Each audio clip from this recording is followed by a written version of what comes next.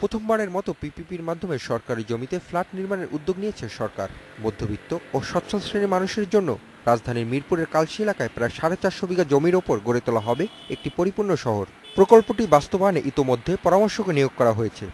তো এটা একটা স্যাটেলাইট সিটির মতো হবে, যেখানে ইউটিলিটি সার্ভিস বলতে গ্যাস বলেন, বিদ্যুৎ বলেন, পানি ইত্যাদি সব থাকবে এবং সরকারই দিবে। সেই জন্য রিয়াব সদস্যদেরকে বিভিন্ন জায়গায় যাওয়া লাগবে না, এক ছাদের নিচে সবকিছু পাওয়ার ফলে এটা কিন্তু দামও কিন্তু কমে আসবে। আগামী বছর শুষ্ক মৌসুমে প্রাথমিকভাবে 5 একর জমিতে 10টি বহুতল ভবন নির্মাণের কাজ শুরু হচ্ছে। 14 তলা বিশিষ্ট এসব ভবনে নিচতলা পার্কিং এবং বাকি প্রতিটি ফ্লোরে 1398 বর্গফুটের 8টি করে ফ্ল্যাট নির্মাণ করা হবে।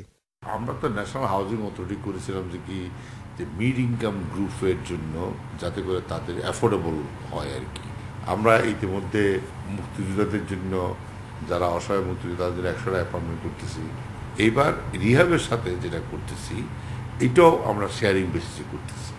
সরকারি বেসরকারি অংশীদারিতে উন্নয়ন প্রকল্প বাস্তবায়িত হলে জনগণের চাহিদার প্রতিফলন ঘটানো সম্ভব বলে মনে করেন এই মন্ত্রী।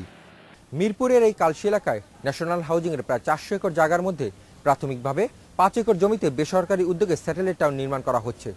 বাস্তবায়নকারী সংস্থা রিয়াবের দাবি, তাদের এই স্যাটেলাইট টাউন রাজধানীর মধ্যবিত্ত ও উচ্চবিত্তদের আবাসন সংকট নিরসনে উল্লেখযোগ্য ভূমিকা রাখবে। Hasib Mahmud, independent news, Dhaka.